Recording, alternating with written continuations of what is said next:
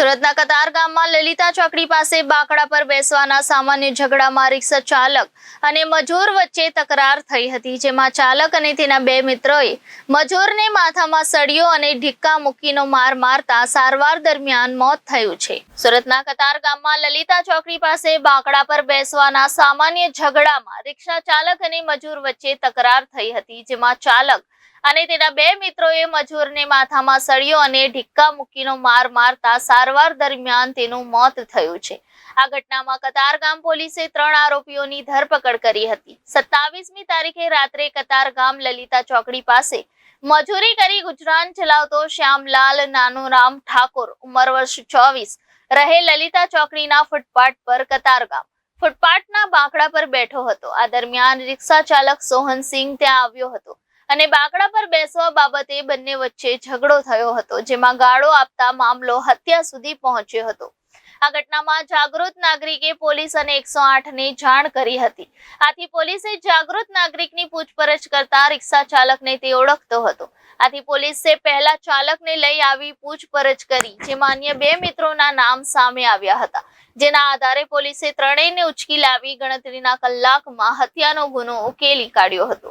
પોલીસે સીસીટીવી કેમેરાની પણ તપાસ કરી હતી, જેમાં 3 શખ્સો માર મારતા દેખાયા હતા, જેની પોલીસે તપાસ કરતા એક રિક્ષા ચાલક અને તેના બે મિત્રો હોવાનું ખુલ્યું હતું। આખરે કતારગામ પોલીસે જાતે ફરિયાદી બની હત્યાનો ગુનો દાખલ કર્યો હતો, જેમાં પોલીસે હત્યારા રિક્ષા ચાલક સોહનસિંહ મારવાડા રહે મગનનગર સોસાયટી કતારગામ, તેનો મિત્ર રાહુલ સખપાલ રહે રામા રેસિડેન્સી મોરા ભાગડ રાંદેર અને મેહુલ ઉનાગર રહે યમુના પાર્ક સોસાયટી ડબોલીની ધરપકડ કરી છે।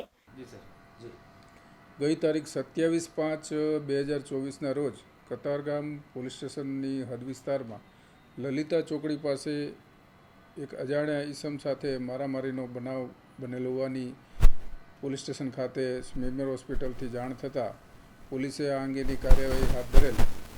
આ મારામારીમાં ઈજા પામનાર અજાણ્યો ઈસમ કે જે સ્મીમેર હોસ્પિટલમાં સારવાર દરમિયાન મરણ ગયેલ, તેની પોલીસે ગણતરીના કલાકોમાં ઓળખ પ્રસ્થાપિત કરી તે શ્યામલાલ ઉર્ફે સમર્થ નાનુરામ ઠાકુર નામની વ્યક્તિ હોવાની ઓળખ પ્રસ્થાપિત કરેલ અને સાથે સાથે આ ગુનાના કામે સંડોવાયેલા 3 આરોપીઓ સોહનસિંહ માંગીલાલ સિસોદિયા, રાહુલ સંજય સખપાલ અને મેહુલ પ્રવીણ ઉનાગર નાઓને તાત્કાલિક ગુનાના કામે ધરપકડ કરી આગળની કાર્યવાહી હાથ ધરેલ છે।